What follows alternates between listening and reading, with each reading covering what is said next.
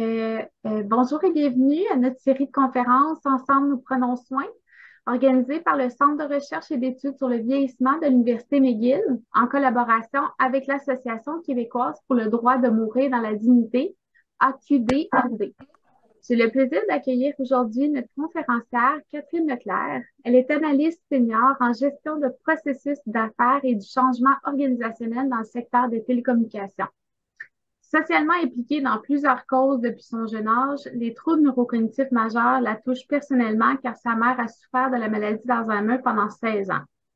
Impuissante devant les ravages sur l'autonomie et de la dignité de sa mère occasionnés par la maladie, elle milite activement afin de faire ajouter les demandes par consentement anticipé à l'aide médicale à mourir à la loi et fait de cette cause son cheval de bataille. En 2021, elle a joint le conseil d'administration de l'AQDMD, dont elle est maintenant vice-présidente. Elle vous présentera aujourd'hui un résumé de l'évolution de la loi et des critères d'admissibilité concernant l'aide médicale à mourir. Prenez note que cette présentation est enregistrée, mais par souci de confidentialité, la période de questions ne fera pas partie de l'enregistrement. Considérant le nombre élevé de participants, nous réservons la période de questions à la fin. Donc, je vous demanderai de, s'il vous plaît, désactiver le micro pendant la conférence ainsi que la caméra aussi, s'il vous plaît. Malheureusement, Dr. Georges Lespérance, président de l'AQDMD, neurochirurgien et praticien de l'aide médicale à mourir, a eu un empêchement. Il ne sera pas en mesure de se joindre à nous pour la période de questions. Or, je m'assurerai de noter toutes les questions afin de lui acheminer la Et maintenant, j'inviterai Mme Leclerc à débuter sa présentation. Bonjour à tous, merci beaucoup de votre présence aujourd'hui. Vous demanderai s'il vous plaît de bien vouloir désactiver vos micros pour aider à la compréhension de la présentation. Donc, votre présentatrice, Mallory, vous a dressé un bon portrait de moi. Donc, effectivement, normalement, dans une vie, c'est rare qu'on va s'intéresser à l'aide médicale à mourir à moins d'avoir une raison plus ou moins triste de s'y intéresser. Dans mon cas, c'est la maladie d'Alzheimer dont a été atteinte ma mère pendant une durée de 16 ans. Donc, la maladie a commencé alors qu'elle avait seulement 61 ans. Ça a débuté en 2007. Euh, Évidemment, au début de la maladie, on apprend un peu à vivre avec ce que ça va être, les symptômes, on vit un peu de déni, on s'intéresse à peu près tout ce que la recherche peut publier comme études, comme traitement, on a plein d'espoir. Et au fil des années, on s'aperçoit qu'il n'y a pas beaucoup de traitements curatifs qui sont disponibles. Alors, ça a fait en sorte que je me suis rapidement intéressée aussi à tout le débat qui avait lieu à ce moment-là aussi au niveau de l'aide médicale à mourir. On se rappelle qu'il y avait les cas, entre autres, de Sue Rodriguez qui faisait l'actualité. Et on a en 2012 euh, avec Véronique Couvent, eu la commission sur mourir dans la dignité. Donc, j'ai commencé à m'intéresser de près à tout ce qui se faisait à ce niveau-là. En 2019, j'ai débuté un militantisme plus actif au niveau de l'aide médicale à mourir, mais particulièrement suite à ma déception que lorsque la loi a été mise en effective en 2015 sur les soins de fin de vie, qu'elle ne comportait pas la demande anticipée d'aide médicale à mourir pour les gens atteints de troubles neurocognitifs majeurs. Donc, mon militantisme a été plus actif à cette période-là. C'est d'ailleurs à cette période-là où que j'ai rencontré Sandra de Montigny. On s'est liés d'amitié et par ailleurs devenue maintenant la porte-parole de l'AQDMD depuis l'an dernier.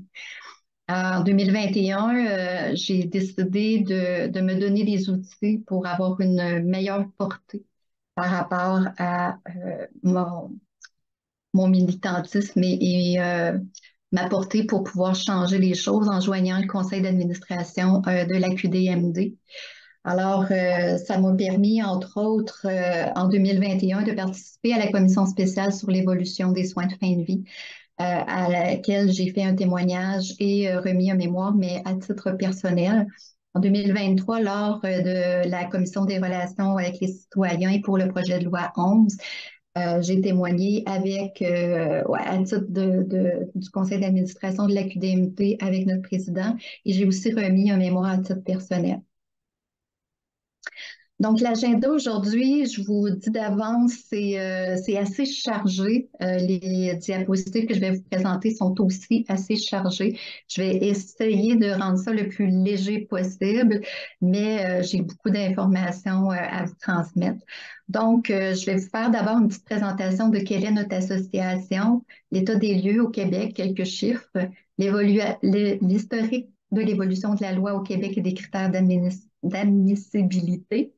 Les demandes anticipées, donc il va y avoir un volet de quelques diapositives où on va vraiment s'attarder à qu'est-ce qui va faire partie des demandes anticipées, qu'est-ce qui fait que la loi va venir changer dans les prochains mois. On va voir rapidement aussi l'historique, l'évolution de la loi au Canada et les critères d'admissibilité au Canada parce que c'est intimement relié les deux ensemble. Je vais vous présenter c'est quoi la démarche de A à Z pour avoir l'aide médicale à mourir. Et on va aussi essayer de déboulonner quelques mythes et idées préconçues par rapport à l'aide médicale à mourir. Donc, la QDMD, l'Association québécoise pour le droit de mourir dans la dignité, qui sommes-nous, notre vision, c'est que tous les Québécois qui sont aptes et en mesure de décider pour eux-mêmes de leur fin de vie. Ils doivent donc, dans le respect des critères légaux, évidemment, pouvoir opter pour une solution conforme à leurs valeurs. Notre mission, c'est d'œuvrer pour que la loi permette à chaque citoyen de choisir d'obtenir des soins de fin de vie conformes à sa conception personnelle de dignité, incluant l'aide médicale à mourir. Et nos valeurs sont basées sur l'engagement, l'empathie, l'expertise et l'autonomie, et je dirais même l'autodétermination. Notre organisation a été fondée par Hélène Bolduc, une infirmière, en 2007. Donc, on roule notre boss depuis quand même déjà plusieurs années. Le conseil d'administration, notre président, Mallory vous en a fait une brève présentation, est président depuis 2014. Il est toujours praticien d'aide médicale à mourir à ce jour. Il y a moi et les autres membres ici là, du conseil d'administration que vous pouvez voir. Audrey Wisinski, oh mon Dieu, j'espère qu'elle ne m'entend pas, est notre directrice générale. Nous sommes conseillers, avons la chance d'avoir Jean-François Leroux, maître Jean-François Leroux comme conseiller juridique, et Sandra de Montigny qui est maintenant notre porte-parole. De 2007 à 2020, on était financé uniquement par les dons et les cotisations de nos membres. Depuis 2020, on a obtenu une subvention du gouvernement du Québec. Nous sommes présentement en processus pour avoir un statut d'organisme sans but lucratif. Évidemment, toutes les conférences, l'information, l'aide qu'on donne au public est sans frais. Les administrateurs sont tous entièrement bénévoles et nous possédons aussi deux collectifs, donc deux divisions, si on veut, de la QDMT dans des régions spécifiques de l'Est du Québec et de la capitale nationale. Notre action, sensibiliser et informer auprès de nos membres et du grand public. Mobilisation publique, militantisme et prise de parole médiatique pour faire avancer les droits en matière de fin de vie. On a aussi évidemment du travail non partisan qu'on fait auprès des parlementaires, des gouvernements, autant provincial que fédéral, lorsqu'il y a des projets de loi, lorsqu'il y a des enjeux reliés à l'AMM, lorsqu'il y a par exemple aussi des dépôts de mémoire, de participation à des commissions, des trucs comme ça. On va également avoir une présence active lorsqu'il y a des procès. Par exemple, on a eu le procès Gladue-Truchon il y a quelques années où l'association a participé. Il y a aussi création de liens, table de concertation auprès d'organismes, d'associations au Québec, au Canada, mais également sur la scène internationale, parce qu'il y a beaucoup d'évolutions qui se fait aussi dans d'autres pays par rapport aux soins de fin de vie, desquels on peut enseigner et partager notre expérience, mais desquels aussi on peut apprendre. Et évidemment, notre but premier qui est de soutenir les citoyens en matière de choix de fin de vie. Et lorsque nécessaire, on va référer vers d'autres organismes pour accompagnement. Les soins de fin de vie, qu'est-ce que c'est? Donc, on entend plusieurs termes. Les soins palliatifs, donc ça, c'est des soins qu'on donne pour soulager des symptômes lorsqu'il n'y a plus de soins curatifs. Donc, il n'y a plus de soins qui peuvent guérir. Ça peut être plusieurs mois, mais ça peut aussi être sur plusieurs années. Les soins palliatifs de fin de vie. Là, on parle de soins pour soulager des symptômes. Ça peut être la douleur, de l'anxiété, lorsque le patient est considéré comme en fin de vie, donc généralement les 3 derniers mois de sa vie, et lorsqu'il y a un pronostic évolué qui l'amène nécessairement vers la mort bientôt. La sédation palliative continue. Ça consiste à endormir un patient pour arrêter ses douleurs jusqu'à ce que finalement la mort survienne parce qu'il n'a plus de nutrition ni d'hydratation. Ça peut prendre quelques jours à plusieurs semaines. Et l'aide médicale à mourir, finalement, qui est le soin ultime, qu'on considère comme étant sur un continuum de soins palliatifs. Et c'est pour ceux, évidemment, qui le désirent, après une mûre réflexion et une demande qui est éclairée, mettre fin à leur souffrance parce qu'on ne peut pas les apaiser d'autre façon. L'aide médicale à mourir, ben, c'est un soin humaniste qui est en respect avec les valeurs et les volontés personnelles de fin de vie des patients. Ça respecte le principe d'autodétermination, de dignité et de liberté de choix. Au Québec, comme au Canada, il y a un très large consensus en faveur de l'aide médicale à mourir. Mais il y a effectivement quelques termes parfois qui sont galvaudés. Donc, l'aide médicale à mourir, il y a 2 sortes. Il va y avoir par administration directe, c'est ce qui est pratiqué au Québec. Donc, il y a un médecin ou une infirmière praticienne qui va injecter des médicaments qui vont causer la mort du patient. Auto-administré, c'est ce qu'on appelle, ou on entend parfois parler de suicide assisté. Donc, dans ce cas-là, c'est que la personne va obtenir un médicament ou parfois quelque chose qui va être pris par voie orale, qu'elle va s'administrer elle-même en ayant eu une prescription. Le suicide assisté au Québec, c'est pas légal, mais ça l'est dans le reste du Canada.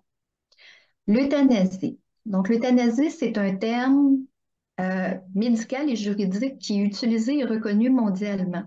Au Québec, on est un peu frileux d'utiliser ce terme-là parce qu'il a été associé avec une connotation péjorative et négative. Par contre, si on revient à l'étymologie du mot en grec, veut dire bien et thanatos qui veut dire mort. Donc, euthanasie, en fait, ça veut dire une bonne mort, une mort douce. Donc, il n'y a pas de raison de démoniser ou diaboliser ce terme-là et qui est souvent malheureusement confondu avec l'eugénisme. L'eugénisme, c'est là où on va parler de vouloir améliorer ou altérer les caractéristiques héréditaires génétiques des gens physiques ou mentales pour améliorer les futures générations d'humains. C'est évidemment une pratique illégale, immorale et qu'on désapprouve fortement, bien sûr. Quelques chiffres présentement. Donc, la Commission des soins de fin de vie, qui est un organisme en charge d'évaluer chacune des demandes d'aide médicale à mourir qui a eu lieu dans l'année et de récolter des statistiques, remet un rapport à chaque année. Il a l'obligation légale de remettre ce rapport-là pour voir qu'est-ce qu'il y en est par rapport à l'évolution. Donc, pour le rapport qui était de avril à mars 21 à 22, 5% des Québécois qui sont décédés ont demandé l'aide médicale à mourir. On parle de 3 663 personnes sur, grosso modo, 65 000 décès au Québec. Donc, 65 000 décès, ça, c'est un chiffre moyen hors COVID. C'est une hausse par rapport à l'année précédente où c'était 3,3% des Québécois, donc un chiffre de 2 427 personnes. 95% des gens qui ont reçu l'AMM étaient considérés comme étant en fin de vie. 84% avaient un pronostic de survie de moins d'1 an. 93% des gens avaient plus de 60 ans. 66% étaient atteints de cancer. 54% des gens, parce que là, on a entendu dernièrement parler au niveau de où on demande l'AMM. Alors, 54%, ça se fait en milieu hospitalier. 33% des gens le font à la maison. 8% en CHSLD et 5% dans les maisons de soins palliatifs. Mais le critère ou le chiffre qui est important peut-être de se rappeler ici, c'est que 95% de ces gens-là nous disaient avoir des souffrances physiques et psychiques irrémédiables, intolérables et des souffrances dont ils ne pouvaient plus endurer. Maintenant, l'historique de l'évolution de la loi au Québec. Donc, Comme je vous disais tout à l'heure, il y a eu le rapport Mourir dans la dignité 2012 à 2014 où on a eu le projet de loi. La loi 2, qui est appelée aujourd'hui loi sur les soins de fin de vie, est entrée en vigueur en 2015. En 2019, la Cour suprême a eu la cause Gladuc-Trouchon, où ces deux gens fortement atteints par une maladie qui leur occasionnait des souffrances, mais n'ayant pas de pronostic de fin de vie annoncé, sont allés en cours pour demander à ce que ce critère-là soit retiré. Ils ont obtenu gain de cause. Ce qui a fait en sorte que, autant du côté québécois que canadien, on a dû retourner, les gouvernements ont dû retourner à la table à dessin afin d'enlever le critère de fin de vie, qui a été en pratique enlevé en mars 2020. Mais on se rappelle en mars 2020 que nous étions en plein lockdown de COVID. Donc, en pratique, le Collège des médecins et le ministère ont donné l'ordre de suivre ce qui avait été demandé par la Cour supérieure. Mais par contre, dans les faits et dans la loi, le projet de loi avait besoin d'être déposé. Alors, il y a une commission spéciale sur l'évolution des soins de fin de vie qui a été mise en branle. Cette commission-là a eu lieu en 2021 et a rendu son rapport en décembre. En 2022, au mois de mai, il y a eu le dépôt du projet de loi 38 qui venait dans son projet de loi amener les dispositions qui avaient été recommandées dans le rapport de la commission. Le projet de loi 38, malheureusement, comme il y a eu fin de la session parlementaire, n'a pas eu le temps d'être adopté. Et on se rappelle qu'il y a eu des élections.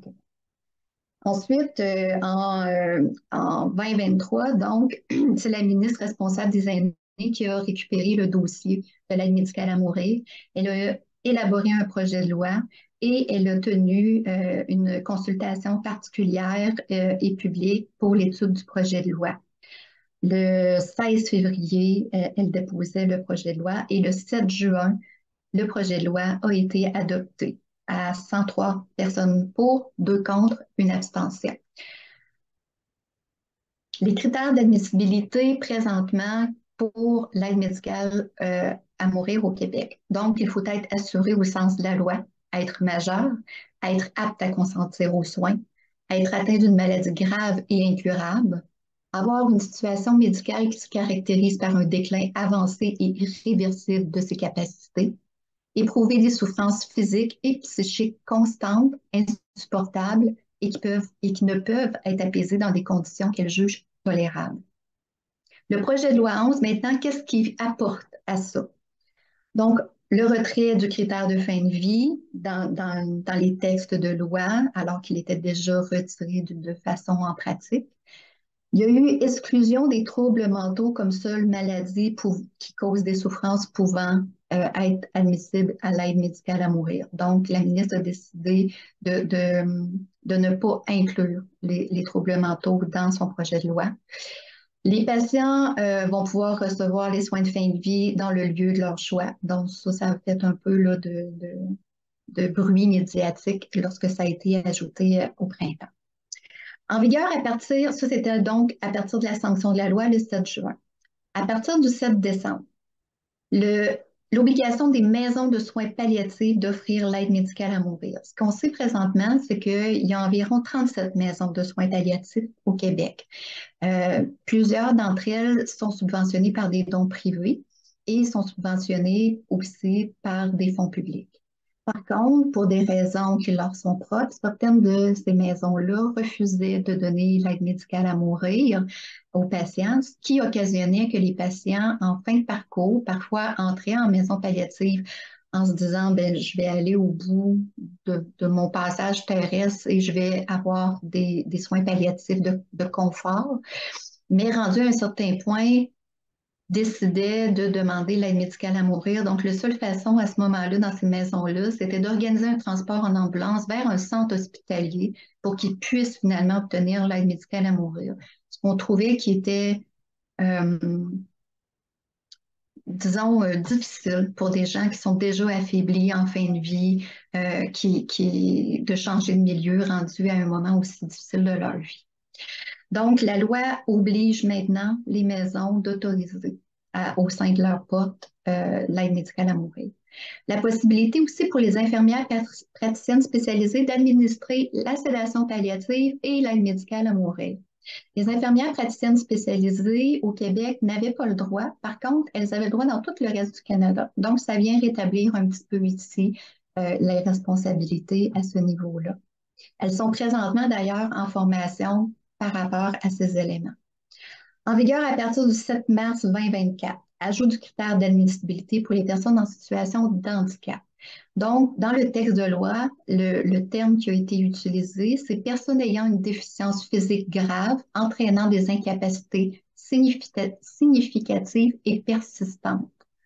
Donc, ceci, ça entre en vigueur 9 mois après la sanction du projet de loi, soit en mars.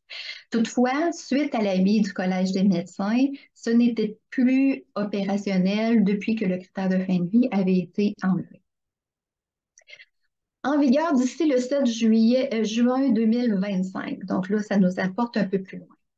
C'est tout l'aspect des demandes anticipées. Donc, les personnes atteintes d'une maladie grave et incurable menant à l'inaptitude à consentir aux soins, à pouvoir formuler une demande anticipée d'aide médicale à mourir afin de bénéficier de cette demande une fois qu'elles seront rendues inaptes. La ministre a mis un délai maximal de 2 ans et on nous assure que tous les travaux sont mis en œuvre et tous les efforts sont mis en œuvre pour faire atterrir tout ce qu'on a besoin pour opérationnaliser cette demande-là avant le délai de 24 mois. Donc, c'est vraiment un délai maximal. Les choses qui ont à être mises en œuvre, et c'est important de bien les faire, c'est, entre autres, bon, évidemment, s'harmoniser avec le fédéral. Parce que oui, la santé est de juridiction provinciale, mais le code criminel, lui, est de juridiction fédérale. Et ces deux choses-là ne doivent pas dire une chose et son contraire. Ensuite, au niveau plus tactique, évidemment, il y a les guides de pratique clinique pour les médecins qui doivent être mis à jour, les formations au IPS et les autres intervenants qui vont faire partie, entre autres, des demandes anticipées. Le formulaire et le registre pour les demandes anticipées. Donc, le formulaire, c'est quand même quelque chose de laborieux qui va devoir être consigné. La création aussi de groupes interdisciplinaires de soutien. Il y en a présentement, et ça, c'est un groupe de différents professionnels de la santé qui vont pouvoir accompagner les patients dans leurs demandes. Et ça, il y en a présentement, mais il n'y en a pas dans tous les établissements de santé. Il y a aussi la création d'un comité d'usagers, de gens, donc, dont Sandra de Montigny, notre porte-parole, va siéger sur ce comité-là pour voir si les outils formulaires et le travail finalement des comités fait du sens pour les usagers du système de santé, les malades, leurs familles, les proches aidants.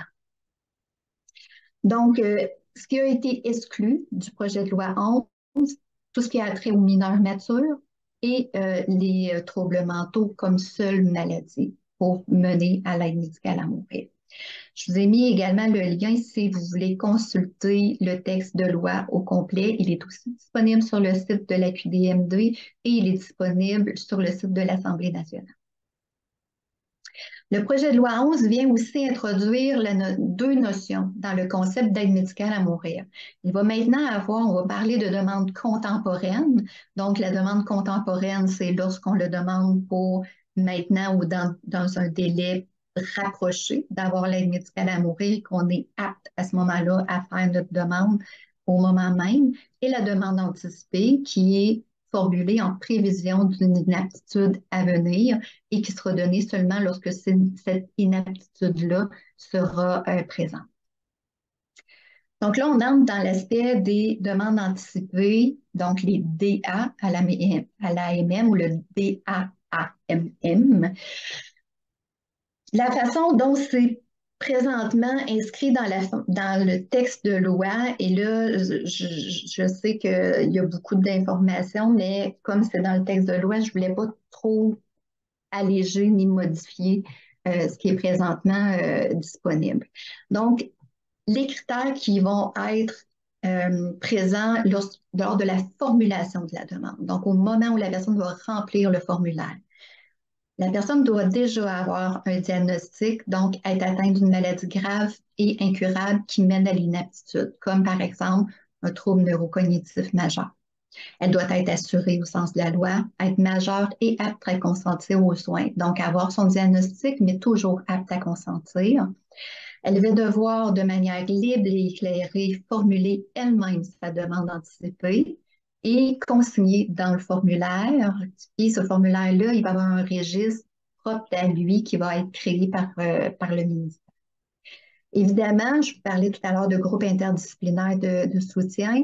C'est plusieurs professionnels qui vont être là en support, en accompagnement pour aider les gens à comprendre c'est quoi qui s'en vient dans leur maladie pour être en mesure de prévisualiser ou de se projeter dans le futur et de comprendre voici les symptômes qui vont m'arriver et voici en quoi ces symptômes-là, lorsqu'ils vont m'arriver, vont représenter une souffrance intolérable pour moi.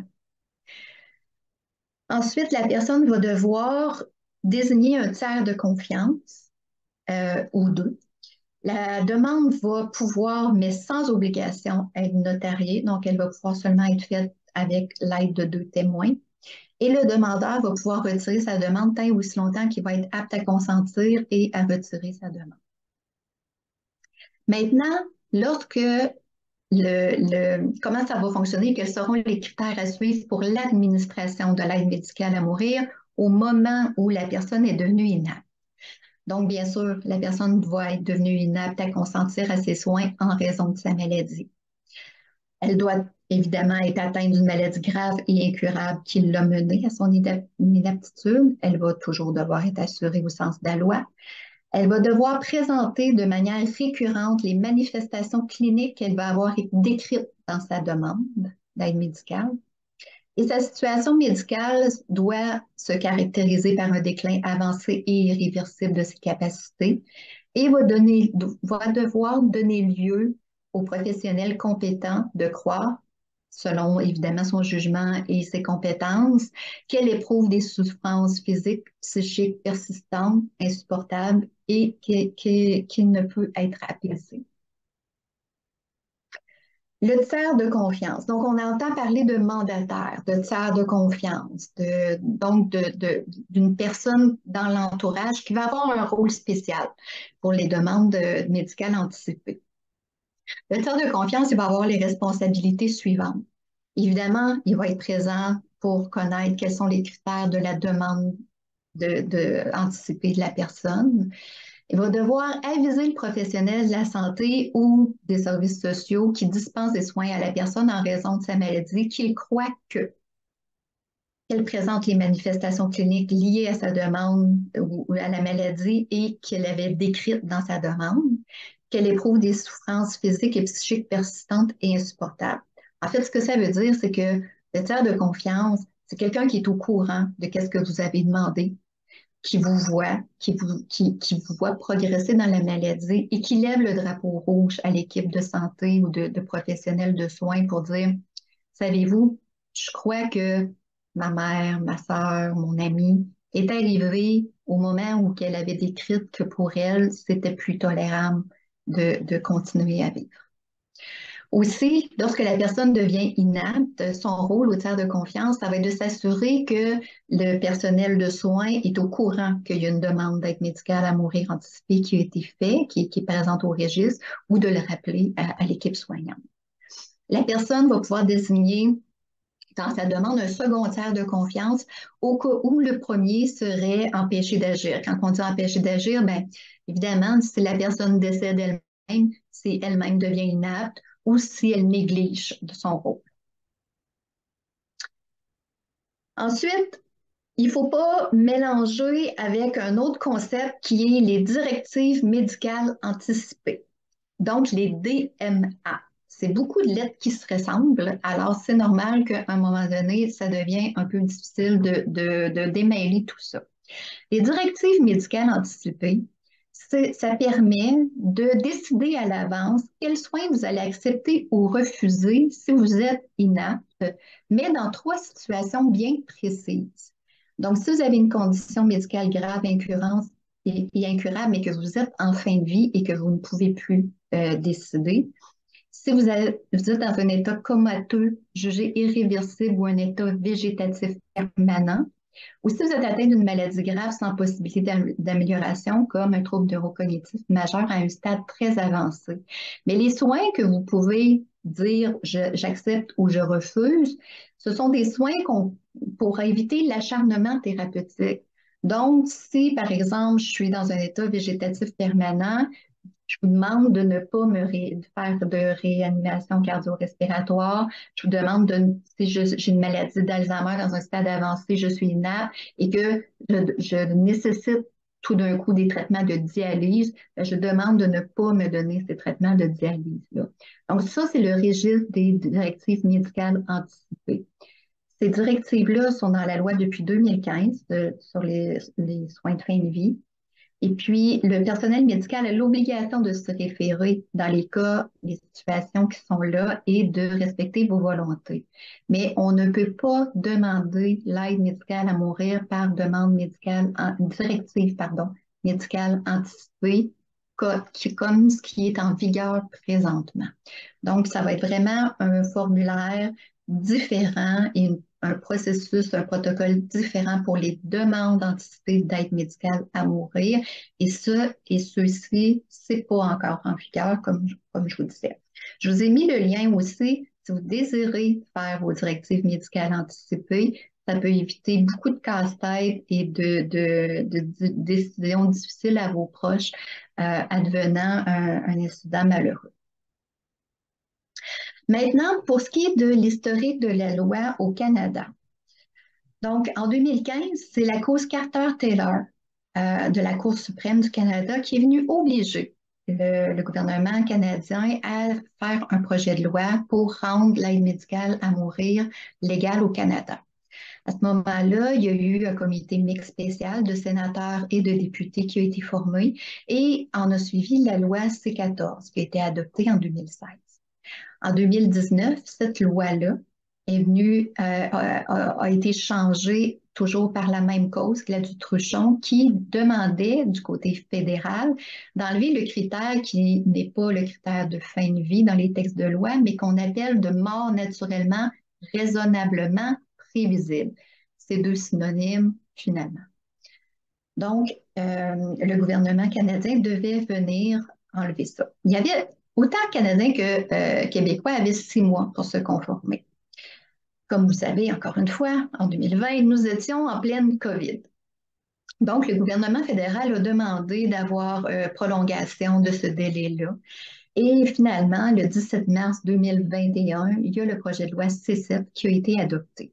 Le projet de loi C7 faisait en sorte aussi que du côté fédéral, contrairement au provincial, les gens qui ont une maladie mentale comme seul trouble, comme seule maladie pour demander l'aide médicale à mourir sont admis. Par contre, il y a une clause crépusculaire qui a été demandée donc de retarder la mise en vigueur pour ces gens-là au 17 mars 2023 pour que le comité mixte ait le temps de consulter des experts afin de s'assurer que les choses seraient faites correctement.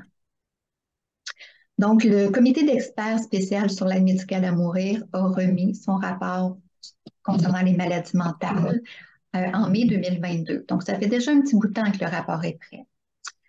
Ensuite, le 17 mars 2023, malheureusement, le gouvernement canadien a demandé de reporter la clause crépusculaire pour faire plus de discussions jusqu'en mars 2024. Et le 15 février 2023, le gouvernement, le comité mixte, a remis son rapport final. Et dans son rapport final, là, ça incluait tous les cas d'aide médicale à mourir qu'on voulait étudier. Et dans ces cas-là, en plus des troubles mentaux, on retrouvait ici 23 recommandations. Je ne vous listerai pas les 23 recommandations, évidemment.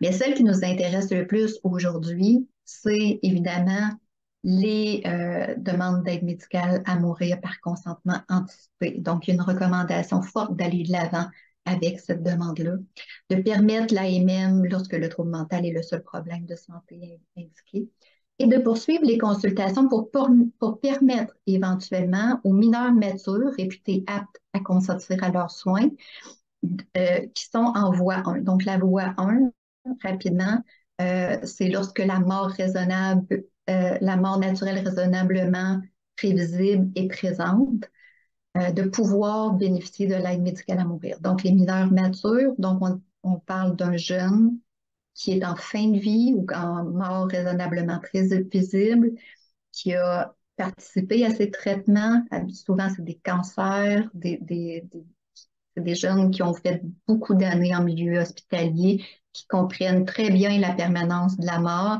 et même souvent comprennent mieux les répercussions et les conséquences de ce qui leur arrive que bien des adultes. Donc, c'est également une des 3 recommandations. Présentement, on est toujours en attente que depuis le 15 février, que le gouvernement fédéral commence l'élaboration d'un projet de loi. Donc, c'est lettre morte depuis 7 ans. Il y a eu également un remaniement du cabinet ministériel du gouvernement Trudeau et malheureusement, dans notre cas, ce qui n'aide pas, c'est que les 2 ministres impliqués pour l'élaboration de ce projet de loi-là, donc le ministre de la Justice et le ministre de la Santé, ont été changés au sein du cabinet. Donc, c'est des nouvelles personnes à qui il faut revenir un peu en arrière pour les ramener vers où on en était rendu. Donc, pour les critères d'admissibilité du côté fédéral, ici, on parle du Code canadien. Alors, les critères ressemblent beaucoup à ceux du Québec, être majeur, avoir la capacité de prendre des décisions, être admissible à des services de santé financés par l'État, donc être citoyen. En fait. Faire une demande délibérée sans pression externe, donner son consentement éclairé à recevoir l'AMM, donc avoir tout reçu l'information requise, être atteint d'une maladie, d'une affection ou d'un handicap grave et incurable, donc à l'exception de la maladie mentale. Et là, on voit que c'est là où il y avait une disparité entre le côté fédéral où le handicap était déjà inclus dans la loi, mais pas du côté des soins de fin de vie où le handicap physique n'en faisait pas partie. Se trouver à un stade avancé des déclins de ses capacités est irréversible et rester en dessous des souffrances physiques ou psychologiques insupportables qui ne peuvent être apaisées. Maintenant, la démarche de l'aide médicale à mourir, la façon dont ça fonctionne. Donc, premièrement, le patient, lorsqu'il rencontre les critères ou qu'il croit qu'il rencontre les critères légaux, va faire une demande d'évaluation. Donc, il va aller auprès d'un médecin, d'une infirmière, d'un CLSC. Ce n'est pas obligé d'être votre médecin traitant. Il va lui demander d'avoir un formulaire, même c'est un formulaire que vous pouvez vous procurer sur Internet, sur le site de l'AQDMD qui est disponible. Ce formulaire-là, vous le remplissez, vous le remettez à un professionnel de la santé. Et ce professionnel de la santé-là a l'obligation de faire suivre votre demande d'évaluation, donc votre évaluation à l'admissibilité, à un CIUS ou un CIS, où là, il va avoir un médecin qui va être dédié à faire l'évaluation de votre admissibilité. Il va vous rencontrer, il va faire un rapport et il va déterminer, dépendamment de si vous êtes en fin de vie ou non, selon ce que vous allez lui mentionner comme souffrance, selon votre pronostic, selon, etc., si vous êtes admissible à ce soin de fin de vie. Il doit avoir un deuxième médecin indépendant qui va aussi, lui, prendre connaissance du dossier, peut-être aussi discuter avec vous et s'assurer de voir si vous rencontrez ou pas les critères comme le premier médecin l'avait prononcé. Si oui, le demandeur, à ce moment-là, choisit la date à laquelle il désire procéder. Il n'y a aucune nécessité à ce moment-là de refaire une évaluation en autant qu'il conserve son aptitude et qu'il est toujours en mesure de dire qu'il veut avoir l'aide médicale à mourir. Et le demandeur, en tout temps, jusqu'à la toute dernière minute, peut demander de retirer sa demande. Qu'est-ce que l'objection de conscience? On va entendre ça souvent. L'objection de conscience, ça existe autant pour donner le soin d'aide médicale à mourir que pour procéder à l'évaluation de l'admissibilité. Donc, n'importe quel professionnel de la santé, si pour lui, c'est contre ses valeurs ou quelconque raison de procéder à une évaluation ou aux soins, il peut exercer son objection de conscience. C'est dans la loi. Par contre, déontologiquement et légalement parlant, il a l'obligation de transférer votre demande en dépit de son objection de conscience à un autre professionnel de la santé qui, lui, va procéder. Donc, il ne peut pas juste vous dire, moi, je ne veux pas, et c'est lettre morte, ou c'est votre droit. Si vous pensez que vous rencontrez les critères légaux, c'est votre droit citoyen de demander une évaluation d'aide médicale à mourir et il y a une obligation des professionnels de la santé de s'assurer que votre demande s'achemine au bon endroit. Ensuite, toute personne de réseau de la santé qui fait partie d'un ordre professionnel a le devoir de signer votre demande d'AMM et de la transmettre. Le formulaire. Donc, le formulaire, c'est très, pour la demande d'évaluation, c'est très simple. Au début, ça dit je demande au docteur et là, vous mettez le nom du médecin. Si vous savez, à ce moment-là, vous avez déjà eu des discussions et vous savez à ce moment-là qui sera le médecin traitant qui va donner le soin. Et si vous ne le savez pas, vous mettez rien, tout simplement, dans ce champ-là. Et ensuite, on répond donc signature, la date, c'est assez simple. Vous avez besoin de la signature d'un seul témoin. Avant, c'était deux, maintenant, c'est un seul. Et le témoin, il peut être une équipe, un membre de votre équipe soignante. L'administration de l'aide médicale à mourir. Donc, on se demande un peu comment ça fonctionne. Certains ont été en contact avec des proches qui l'ont demandé. Certains même ont assisté, mais ça reste un peu nébuleux. Alors, voilà, c'est 3 médicaments qui sont injectés. Ça prend environ 20 à 30 minutes. Et c'est les 3 mêmes médicaments qui sont utilisés pour les anesthésies générales. Donc, le premier, c'est le midazolam. Et là, je m'excuse, mais je ne suis pas une professionnelle de la santé. Alors, c'est notre président qui m'a fourni cette information-là. Donc, anxiolytique qui va permettre de devenir inconscient. Lidocaïne, ça, c'est seulement une anesthésique pour éviter que le prochain médicament, le propofol, vienne irriter la veine du patient. Ça peut créer de l'inconfort même en étant en état d'inconscience. Alors, on vient anesthésier la veine. Le propofol, 10 mg, donc ça, c'est l'inducteur du coma. Ça va amener un coma très profond et même juste déjà rendu à ce niveau-là, souvent, ça va amener l'arrêt respiratoire et l'arrêt respiratoire ben, va amener évidemment l'arrêt cardiaque par la suite. Surtout pour les personnes qui sont très âgées ou très malades, qui sont dans un stade avancé de cancer, souvent déjà rendu au point numéro 3, le décès survient. Et le 4e médicament, le bromure de rocuronium, donc c'est un curare. Et là, c'est pour vraiment s'assurer de l'arrêt respiratoire qui va conduire directement à l'arrêt cardiaque par anoxie. Donc, c'est comme ça que ça fonctionne. Ça va rapidement. Georges me disait que souvent, les gens vont faire venir vont mettre de la musique, vont prendre un verre de champagne, vont faire venir leurs proches, vont profiter d'un dernier instant. Et puis, habituellement, c'est un soin qui arrive dans la sérénité, dans la douceur et dans le respect du patient.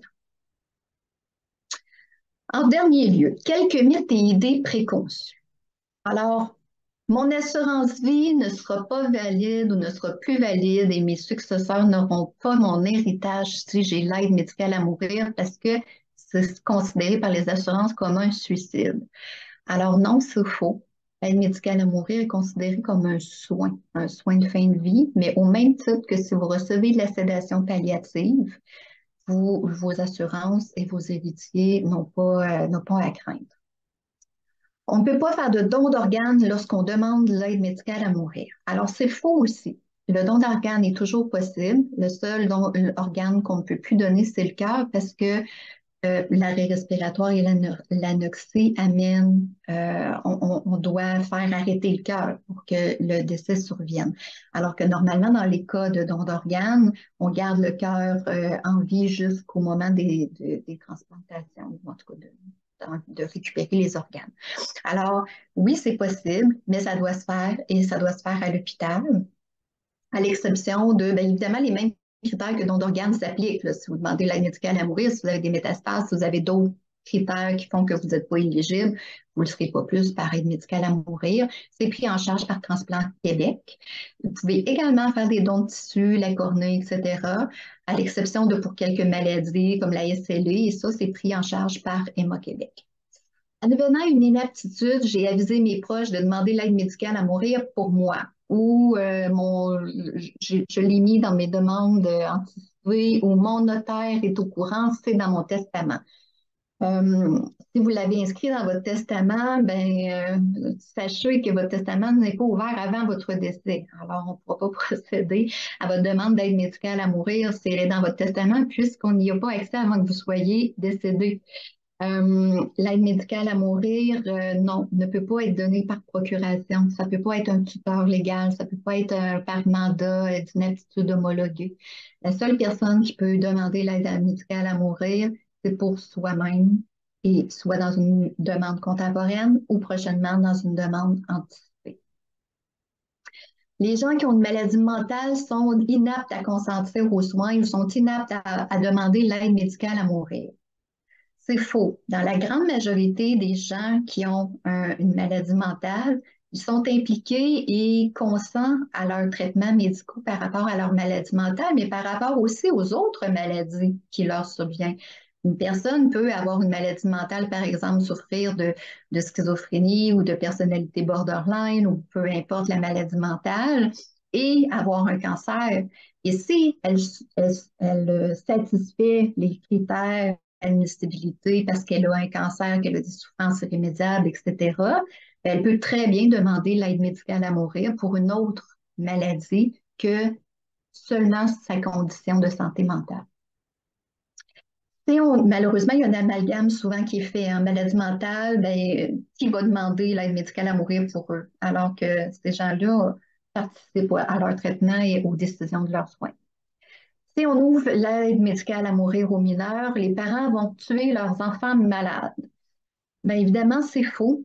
Ici, on parle, comme je vous parlais tout à l'heure, de mineurs qui ont eu un parcours thérapeutique souvent exigeant, qui se sont étalés sur plusieurs années, qui démontrent une grande maturité et aptitude à comprendre et consentir à leurs soins de santé.